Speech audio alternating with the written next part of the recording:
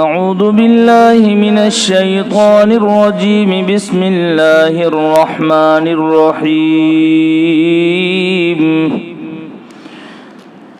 إذ تستغيثون ربكم فاستجاب لكم أني ممدكم بألف من الملائكة مردفين۔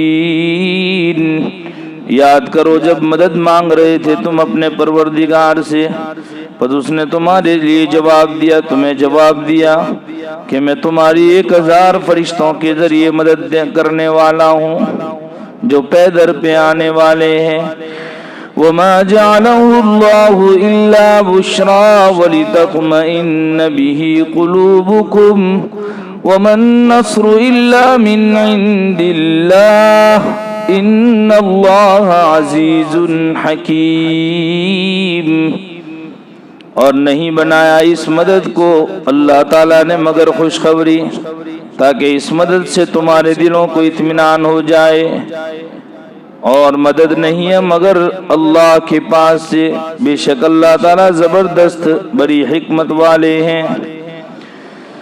اذ یغشیکم النعاس امنة منه وینزل علیکم من السماء ماء لیطہرکم به وَيُذْهِبَ عَنْكُمْ رِجْزَ الشَّيْطَانِ وَلِيَرْبِطَ عَلَى قُلُوبِكُمْ وَيُثَبِّتَ بِهِ الْأَقْدَامَ۔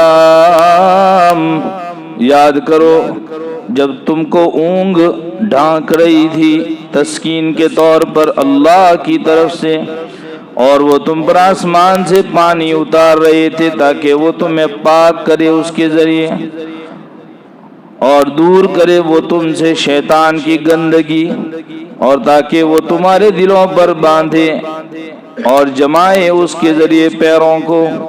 صدق اللہ العظیم۔ محترم حضرات، کل واقعہ بیان ہوا تھا غزوہ بدر کا۔ غزوہ بدر کے بارے میں ہم نے یہ عرض کیا تھا کہ 2 لشکر تھے، ایک تجارتی لشکر تھا اور ایک جنگجو لشکر تھا۔ ایک ابو جہل جس کا کمانڈر ان چیف تھا، اور دوسرے کا سردار جو تھا وہ ابو سفیان تھا۔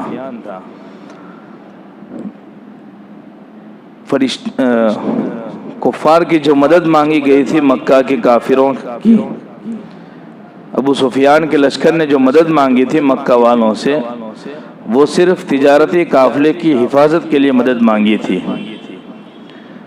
لیکن ابو جہل جو تھا وہ بڑا سرکش آدمی تھا، بڑا متکبر مزاج آدمی تھا۔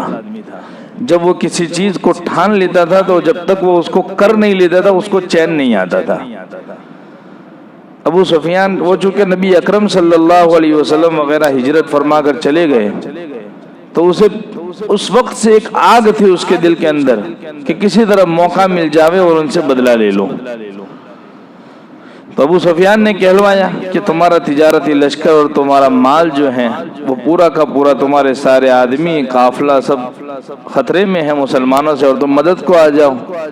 تو جس آدمی کو بھیجا تھا اس نے جا کر اس انداز میں، حضرت مولانا ادریس صاحب کاندھلوی رحمۃ اللہ نے لکھا ہے کہ وہ اس انداز میں پہنچا پھٹے پرانے کپڑے میں کہ دیکھو ہمارا یہ حال ہونے والا ہے اگر تم ہماری مدد کو نہیں پہنچو گے۔ اس لیے مکہ کی عورتوں نے تک اپنے مال کو لگا دیا اس لشکر کو بچانے کے لیے۔ حضرت نبی کریم صلی اللہ علیہ وسلم کے صحابہ حضرت علی رضی اللہ تعالیٰ عنہ، حضرت زبیر بن العوام رضی اللہ تعالیٰ عنہ، اور حضرت سعد بن ابی وقاص رضی اللہ تعالیٰ عنہ، یہ 3 صحابی نبی اکرم صلی اللہ علیہ وسلم نے ان کو حالات کا جائزہ لینے کے لیے بھیجا، حالات کا جائزہ لینے کے لیے کہ کیا حال ہے۔ انہوں نے جائزہ اس انداز سے لیا کہ ایک غلام کو پکڑ کر لے آئے، وہاں کوئی غلام پھر رہا تھا، اس سے پوچھا کہ تم کون ہو؟ تو اس نے کہا کہ میں تو ایسے ہی ایک غلام آدمی ہوں۔ لیکن انہوں نے ذرا زبردستی کی تو اس نے مانا کہ میں ابو سفیان کے لشکر کا آدمی ہوں. نبی اکرم صلی اللہ علیہ وسلم کے پاس لے گئے کہ ابو سفیان کے لشکر کا آدمی ہے. تو اللہ کے نبی علیہ السلام نے کہا تم نے زبردستی کی اس لیے اس نے مان لیا، ورنہ حقیقت یہ ہے کہ ابو سفیان کے لشکر کا آدمی نہیں ہے. یہ حضرت نبی کریم صلی اللہ علیہ وسلم نے بولا. لیکن لشکر کا جائزہ اس انداز سے نکالا گیا کہ کتنا بڑا لشکر تھا وہ، کتنے اونٹ ذبح کیے جاتے ہیں. کہا ایک دن 9 اونٹ ذبح کیے جاتے ہیں اور ایک دن 10 اونٹ ذبح کرتے ہیں روزانہ. اس اندازے سے آپ صلی اللہ علیہ وسلم نے کہا کہ ایک اونٹ جو ہوتا ہے وہ 100 آدمیوں کے لیے کافی ہوتا ہے.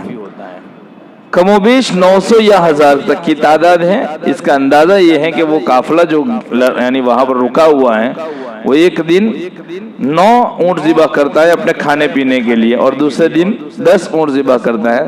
ان کا اندازہ یہ تھا. انہوں نے اپنے ایک آدمی کو بھیجا کہ مسلمانوں کا لشکر کتنا ہے اس کا جائزہ لے میں. تو اس نے ایک جائزہ لیا. کہا اس نے 300 کے قریب لشکر ہیں بس، اور اتنا ہی تھا. لیکن پھر بھی اس کو اطمینان نہیں ہوا کہ کہیں مسلمان زیادہ نہ ہو. تو وہ دور دور تک چکر کاٹ کے آیا. کئی کمین گاہوں کے اندر، گفاؤں کے اندر مسلمانوں نے اپنے لشکر کو چھپا رکھا ہو جو بعد میں ہم پر چڑھائی کر دے ہوئے اس لشکر کی مدد کو آپ پہنچے. تو یہ ایک اتنا بڑا لشکر لے کر نکل آیا تھا ابو جہل. ورنہ ابو سفیان کی تمنا یہ تھی کہ جب ہمارے لشکر کی حفاظت ہو گئی، ہمارا قافلہ بچ چکا ہے، تو اب جنگ نہیں ہونی چاہیے، واپس چلو. تو اس نے طیش میں آ کر یہ بات کہی کہ وہاں جا کے 3 دن کھانا وانا کھائیں گے، گانا بجائیں گے، لڑکیوں کو نچوائیں گے، لیکن وہاں جائیں گے ضرور. 3 دن یہ سب کر کے میدان میں پھر واپس آ جائیں گے، لیکن وہاں جانا ہے، نکلے ہیں تو. اور وہ اسی نیت سے آیا تھا کہ اگر جنگ نہیں ہوئی تو اتنا تو ضرور کریں گے مسلمانوں کو چرانے کے لیے.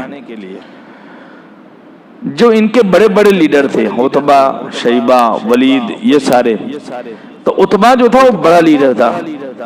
یہ وہی عتبہ ہے، یہ وہی شیبہ ہے جن کا باغ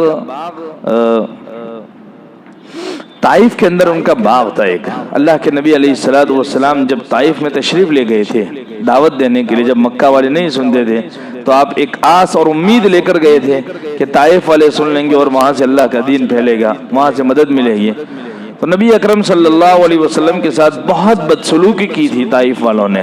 یہاں تک کہ بچوں نے بھی آپ کے اوپر پتھر پھینکے تھے اور آپ کے لہو مبارک سے یعنی آپ کے پاؤں میں آپ کی جوتیاں جم چکی تھی. اتنا خطرناک معاملہ کیا تھا. اب جب ایک باغ سے گزر رہے تھے، یہ وہی عتبہ شیبہ تھے جن کا باغ تھا وہاں طائف میں. انہوں نے دیکھا کہ محمد صلی اللہ علیہ وسلم جا رہے ہیں تو اپنے غلام عداس نامی ایک غلام تھا ان کا، جو عیسائی مسلک پر، عیسائی مذہب کو ماننے والا تھا، حضرت عیسیٰ کے مسلک مذہب کو ماننے والا تھا. تو اس نے دیکھا ان عتبہ نے، تو اس غلام کے ساتھ انگور کا ایک خوشہ ایک روایت میں، اور ایک روایت میں کہ انگور کا جوس نکال کے بھیجا کہ ہمارے رشتہ دار ہیں، ہماری عداوت چاہے کچھ بھی ہو، دشمنی ہماری چاہے جو بھی ہو، لیکن پھر بھی میرے رشتہ دار ہیں. اتنا تنگ کر دیا ہے یہاں کے لوگوں نے، مجھے ترس آ رہا ہے، ان کو کچھ جا کے پلا دو. عتبہ کے دل میں اتنا رحم تھوڑا آیا. تو عداس جو تھا وہ محمد صلی اللہ علیہ وسلم کے اخلاق کو دیکھ کر، آپ کے انگور کھانے کے انداز کو دیکھ کر، بسم اللہ کے ذریعے آپ کھا رہے ہیں، تو وہاں پوچھا اس نے کون ہے جس کا آپ نام لے رہے ہیں؟ کہ یہ اللہ تعالیٰ کی ذات ہے. آپ نے دعوت دے دی اس کو. وہ چونکہ حضرت عیسیٰ علیہ السلام کا ماننے والا تھا، پہلے سے اللہ تعالیٰ کو جانتا تھا، اس نے حضرت نبی کریم صلی اللہ علیہ وسلم کا کلمہ پڑھ لیا. جب یہ لوگ، وہ عداس جب وہاں واپس پہنچا تو کیوں تو اتنی دیر تک باتیں کرنے کے لیے رکا؟ اس کے بعد ہم نے تجھے صرف دینے کے لیے بھیجا تھا. لیکن جب یہ ابو جہل لشکر لے کر نکلا تو اس عداس نے، اپنے مالک تھے وہ عتبہ شیبہ، اس کے سیٹ تھے لوگ، تو ان کے پاؤں پکڑ لیے کہ تم مت جاؤ، اگر یہ تمہیں لے کر نکلے گا تو تم اپنی قتل گاہ کی طرف جا رہے ہو، اپنے مقتل کی طرف جا رہے ہو، یاد رکھنا تم واپس نہیں لوٹو گے. اس نے ان لوگوں کے دل میں اتنی بات اتار دی کہ وہ بھی اس کے قائل ہو گئے کہ جنگ نہیں ہونی چاہیے.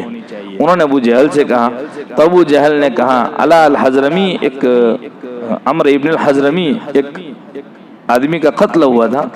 تو ابو جہل نے پورا پانسا پلٹا. وہ بہت سے لوگ ایسے ہوتے ہیں جو بھڑکانے والے ہوتے ہیں، کھانا پھونسی کرنے والے ہوتے ہیں. تو اس نے کیا کہا، جنگ جو ہونے جا رہی تھی وہ لشکر کی حفاظت کے خاطر، وہ مسئلہ حل ہو چکا تھا، تو کہا اب تو حفاظت کا کوئی مسئلہ ہی نہیں رہتا، اب جنگ کیسے ہو؟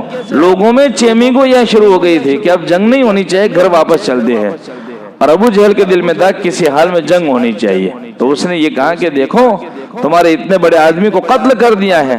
تو عتبہ نے کہا حضرمی کے خاندان والوں سے کہ یہ جو تمہارا آدمی قتل ہوا ہے اس کا خون بہا، دیت ہوتی تھی، خون بہا، کہ شریعت کا ایک معاملہ یہ ہوتا تھا اور آج بھی ہے، شریعت کا حکم ہے کہ اگر کسی نے کسی کو قتل کر دیا، القصاص بالقتل، قتل کے ذریعے اس کا بدلہ ہوگا۔ اگر اس کے رشتہ دار اس کو معاف کر دیتے تو پھر دیت آئے گی، اور دیت ایک آدمی کی 100 اونٹ ہوتے ہیں۔ تو عتبہ نے کہا میں دیت دے دوں گا لیکن چلو نہیں لڑنا ہے۔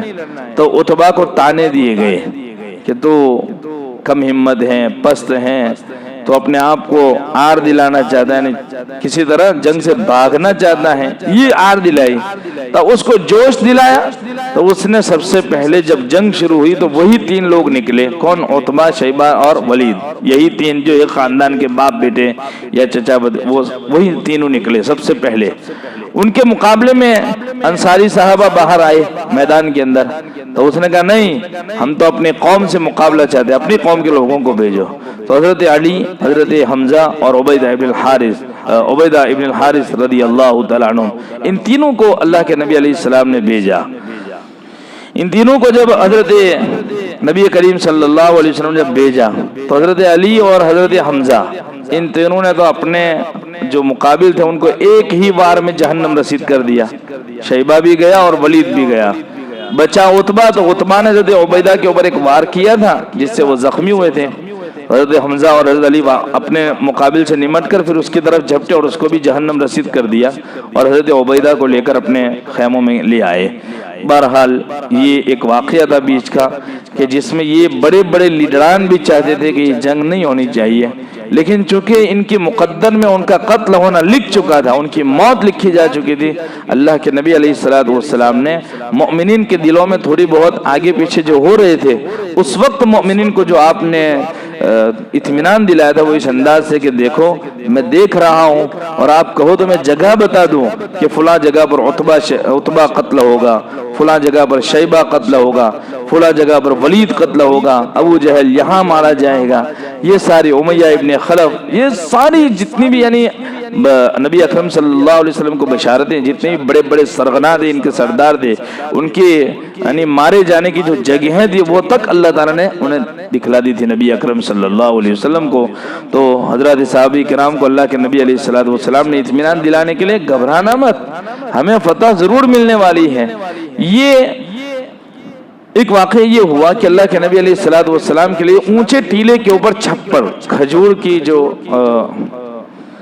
کے جو تنے وغیرہ ہوتے ہیں اس کی چھپر باندھی گئی تھی، ایک جھونپڑی جیسی، اور اللہ کے نبی علیہ السلام اس میں پوری رات آہوزاری کر رہے تھے، اور لشکر اطمینان سے سو رہا تھا، مسلمانوں کا لشکر بالکل اطمینان کی نیند سو رہا تھا، چین کی نیند، جس کو قرآن کریم کی آیت نے گواہی دی کہ ہم نے 3 طریقے سے مدد کی، ایک مدد فرشتوں کی، دوسری راحت کی نیند، اور تیسری رحمت کی بارش۔ یہ 3 مدد اللہ کی آئی تھی۔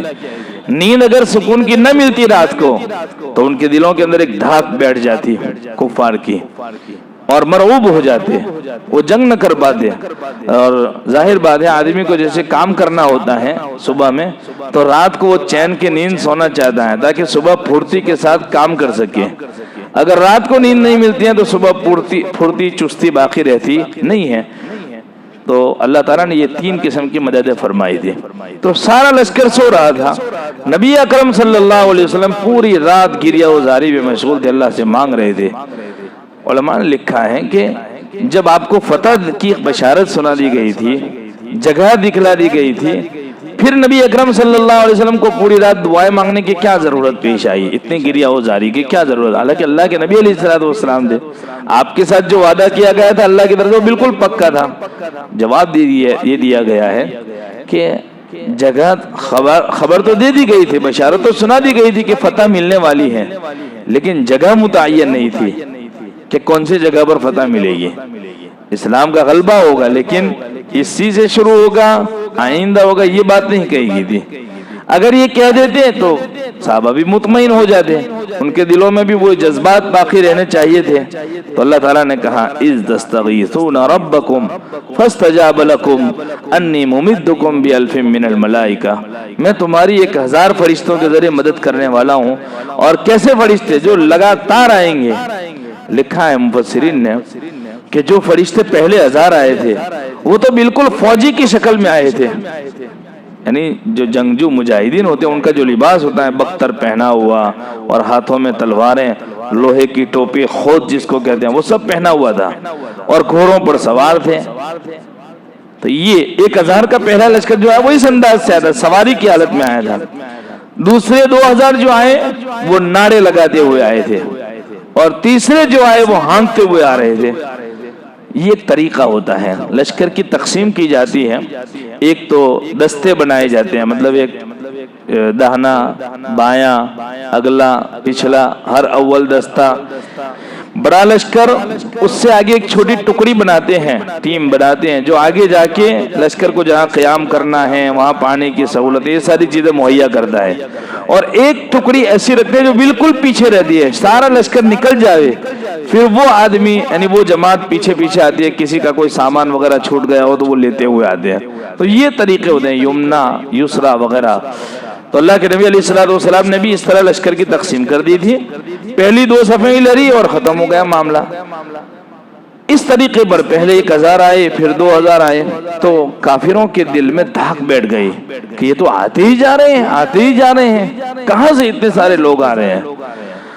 فرشتے کفار کو نظر آ رہے تھے، مومنین کو نظر نہیں آ رہے تھے۔ حضرات صحابہ کرام کو فرشتے نظر نہیں آ رہے تھے اور کفار کو نظر آ رہے تھے۔ نبی اکرم صلی اللہ علیہ وسلم کے صحابہ کے ساتھ کچھ ایسے واقعات بھی پیش آئے۔ ایک صحابی کہتے ہیں کہ میں ایک کافر کا پیچھا کر رہا تھا، قریب تھا کہ میں اس کو مارنے جاؤں، اتنے میں دیکھا کہ ایک آگ کا ٹکڑا اس کی گردن پڑا ہے اور اس کو سارا گردن الگ کر کے اس کو گرا دیا۔ اللہ کے نبی علیہ السلام کے سامنے واقعہ بیان کیا۔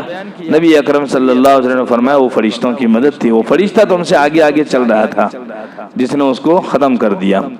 تو یہ غزوہ بدر بہت زبردست معرکہ تھا۔ غزوہ بدر کا واقعہ پیش آئے اس سے پہلے کفار میں کچھ لوگوں نے خواب بھی دیکھے تھے اور خواب کے ذریعے بھی انہیں بتلا دیا گیا تھا۔ جیسے حضرت نبی کریم صلی اللہ علیہ وسلم کی پھوپھی جو تھی عاتقہ بنت عبد المطلب، انہوں نے خواب دیکھا تھا۔ انہوں نے اپنے بھائی حضرت عباس سے کہا، حضرت عباس نے حکیم ابن حزام سے کہا اور حکیم ابن حزام نے کسی سے کہا۔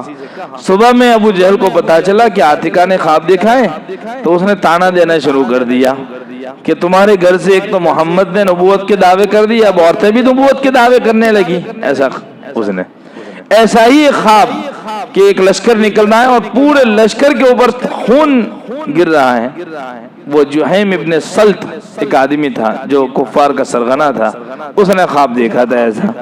بہرحال یہ لوگ انہوں نے خواب دیکھے تھے، تو عتبہ نے ان خوابوں کی بنیاد پر وہ پیچھے ہٹ کرنا چاہ رہا تھا۔ اس نے تقریر بھی کی لوگوں کو کم ہمت کرنے کی، لیکن ابو جہل تھا کہ اس نے کسی طرح لشکر کو بچا لیا اور وہ گئے سارے کے سارے 50 بڑے بڑے 70 لوگ یوں مارے گئے ان کے اور 70 قیدی بن کے آئے۔ لیکن ان 70 کے اندر بھی 50 تو بڑے بڑے سردار تھے ان کے، جو ان کے یعنی جیسے ہوتے ہیں نا ٹاپ لیول کے لوگ، وہ مارے گئے سارے، وہ سارے کے سارے ختم کر دیے گئے، مارے گئے بالکل۔ اور نبی اکرم صلی اللہ علیہ وسلم کے لشکر میں کچھ صحابہ زخمی ہوئے اور کچھ شہید ہوئے۔ تو یہ اللہ کے نبی علیہ السلام کے لشکر کے ساتھ کھلی مدد تھی حضرات صحابہ کرام کے ساتھ اللہ تعالیٰ کی، چونکہ وہ حضرات گٹھلیوں پر گزارا کرنے والے لوگ تھے، کھجوروں پر گزارا کرنے والے لوگ تھے، تھوڑے سے پر راضی ہونے والے لوگ تھے۔ اللہ تعالیٰ نے ان کی مدد کے لیے اس انداز سے یہ تاریخ کا ایک انوکھا واقعہ ان سے رونما فرمایا اور کل 5000 فرشتوں کے ذریعے ان کی مدد فرما دی۔ اذ یغشیکم النعاس، پہلی آیت میں فرشتوں کی مدد کی بات کی گئی، اس آیت کے اندر اذ یغشیکم النعاس امنۃ منہ، یہ اور وَيُنَزِّلُ عَلَيْكُم مِّنَ السَّمَاءِ مَاءً، یہ دو باتیں اس آیت کے اندر بیان کی گئی کہ ہم نے تمہاری مدد غزوہ بدر میں 3 طریقے سے کی تھی۔ ایک فرشتوں کی مدد، ایک چین کی نیند سلا دیا۔ حضرت نے لکھا ہے کہ غزوہ احد میں بھی اونگ چین بن کر اتری تھی اور بے چینی دور ہوئی تھی. وہ میدان جنگ کا واقعہ تھا، لیکن وہ مجاہدین کی ایک جماعت پر چھائی تھی. یہاں جس اونگ کا ذکر ہے، ثم انزل علیکم من بعد الغم امنۃ نعاسا یغشی طائفۃ منکم، یہ صبح جمعہ کی صبح کے دن یعنی صبح میں رات کو اچھی نیند دے دی اور صبح میں بارش برسا دی. اور یہ ایک ایسی جنگ ہے کہ ایک ہی دن میں 24 گھنٹے بھی نہیں چلی. صبح سورج طلوع ہوا اس وقت شروع ہوئی اور سورج غروب ہونے سے پہلے جنگ ختم ہو گئی.